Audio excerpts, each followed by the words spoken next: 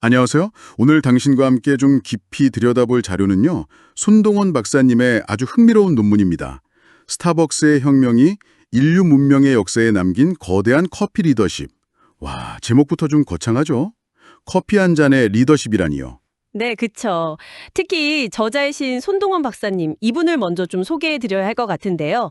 현재 미국 링컨 리더십 연구소 총재이시면서 미래학자로 활동하고 계십니다. 아, 링컨 리더십 연구소 총재님이시군요. 네, 그리고 전공 분야가 정말 다양하세요. 사회학, 심리학, 리더십과 미래학, 또 IT와 인공지능까지.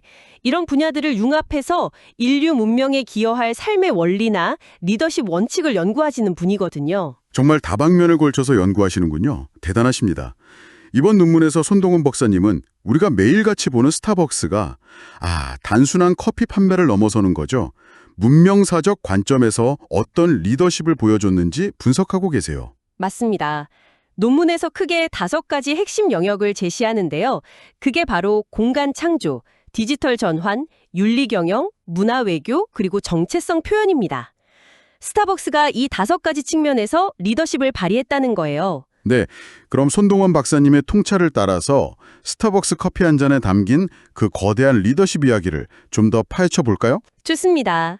첫 번째가 제3의 공간 창조인데요. 이건 많이 알려진 개념이긴 하죠. 집과 직장 말고 사람들이 편하게 쉬고 또 연결될 수 있는 그런 사회적인 공간을 만들었다는 거잖아요. 네, 하워드 슐츠의 비전으로 유명하죠. 근데 손동원 박사님은 이걸 리더십 관점에서 어떻게 보시는 건가요? 좀 더 깊이가 있을 것 같은데요. 손동원 박사님은 이걸 단순히 좋은 공간을 제공했다. 여기서 그치는 게 아니라고 보세요. 그분의 표현을 빌리자면 문명은 감성과 연결이 교차하는 공간에서 형성된다는 거예요. 아, 감성과 연결이 교차하는 공간. 네. 그러니까 스타벅스가 커피를 매개로 해서 사람들이 모이고 감정을 나누고 서로 연결되는 그런 사회적이고 어떻게 보면 문명적인 교류의 장을 열었다는 거죠. 이게 리더십의 첫 번째 발현 형태다 이렇게 분석하시는 겁니다. 그렇군요. 공간을 넘어서 그럼 다음은 디지털 영역인가요?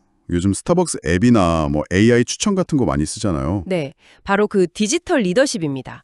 여기서도 손동원 박사님의 분석이 좀 흥미로운데요. 단순히 기술을 빨리 도입했다. 이게 중요한 게 아니라는 거예요. 아, 그럼 뭐가 중요할까요? 그 기술을 인간 중심으로 조율했다는 점을 높이 평가하세요.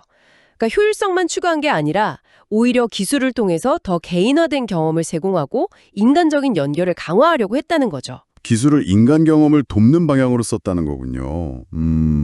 다음은 윤리적 경영인데요.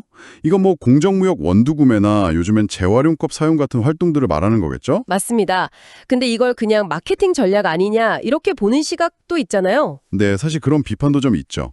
그런데 손동원 박사님의 분석은 좀 더 나아갑니다. 미래 기업은 사회적 존재로서 기능해야 한다는 어떤 큰 전제를 가지고 보세요. 스타벅스가 이런 윤리적 책임을 그냥 구호로만 외친 게 아니라 실제 경영의 핵심 요소로 통합하려는 노력을 보여준 중요한 사례라고 평가하시더라고요. 아, 기업의 역할 자체가 변화하고 있다는 더 큰 맥락에서 접근하시는 거군요. 그렇죠. 그 다음 네 번째가 문화외교 측면인데요. 이것도 재밌어요. 스타벅스가 전 세계 한 80개국에 나가 있잖아요. 네, 정말 글로벌하죠. 이게 어떻게 문화 외교가 되는 걸까요? 스타벅스가 각 나라에 진출할 때 그 지역 문화를 존중하려고 노력하잖아요. 매장 디자인이라든지 메뉴라든지 그러면서도 동시에 커피라는 어떤 보편적인 매체를 통해서 스타벅스만의 경험이나 가치를 전파한다는 거죠. 아, 로컬라이징과 글로벌 스탠더드의 조화 같은 건가요? 네, 비슷합니다. 손동원 박사님은 이걸 커피로 문명 간의 대화를 촉진한다 이렇게 표현하셨어요. 그러니까 글로벌 브랜드가 문화적 경계를 넘어서서 어떤 소통의 다리 역할을 할 수 있다는 걸 보여준 리더십의 한 형태라는 분석입니다. 와, 커피로 문명 간의 대화라니. 표현이 멋지네요. 자, 그럼 마지막 5번째는 정체성의 상징이 되었다는 점이군요. 이건 예를 들면 벤티, 톨 같은 스타벅스만의 용어라든지 컵에 이름 적어주는 거, 나만의 커스텀 음료 만드는 거 이런 걸 말하는 거겠죠? 이게 어떻게 리더십이랑 연결되나요? 네, 맞아요. 손동원 박사님의 설명에 따르면 이건 소비는 존재의 확장이다라는 개념과 연결돼요. 소비가 존재의 확장이다? 네, 그러니까 스타벅스가 제공하는 이런 개인화된 경험들 있잖아요. 이게 그냥 물건 사고 마시는 행위를 넘어서는 거죠. 개인이 자기 취향이나 정체성을 표현하고 그걸 또 다른 사람들한테 보여주는 하나의 장치가 되었다는 분석이에요. 아, 그러니까 사람들이 스타벅스를 통해서 나는 이런 사람이야 라고 표현하도록 이끌었다.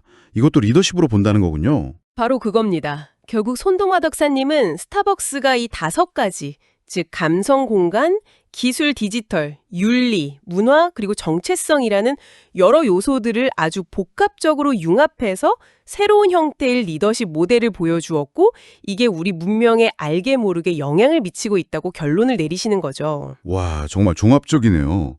오늘 손동원 박사님의 논문을 통해서 매일 지나치던 스타벅스가 정말 다르게 보입니다. 그냥 커피 한 잔 마시는 곳인 줄 알았는데 그 뒤에 이런 복잡한 리더십과 문명의 코드가 숨어 있었다니 놀랍습니다. 네, 그렇죠. 이 분석은 듣고 계신 당신에게도 한번 생각해 볼 거리를 던져주는 것 같아요. 우리가 일상에서 만나는 다른 브랜드나 자주 가는 공간들도 혹시 이런 식으로 우리의 가치관이나 정체성, 또 사람들과의 관계에 영향을 미치고 있진 않을까요? 그러게요. 저도 갑자기 궁금해지네요. 마무리하면서 이런 질문을 한번 던져보고 싶습니다. 스타벅스 말고 당신 주변에 아주 일상적인 어떤 브랜드나 공간이 혹시 당신도 모르는 사이에 또 다른 형태의 리더십이나 문화적인 영향력을 조용히 발휘하고 있는 건 아닐까요? 한번 주변을 둘러보면서 찾아보시면 꽤 흥미로운 발견을 하실 수도 있을 것 같습니다.